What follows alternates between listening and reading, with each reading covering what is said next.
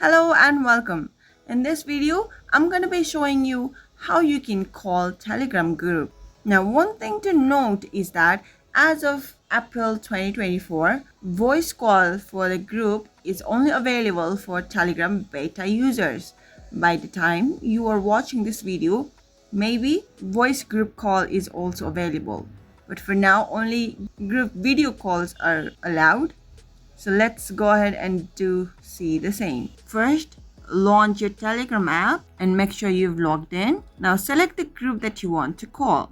I've got a group in here with 2 members. Now at the top right corner, there is 3 dots selected.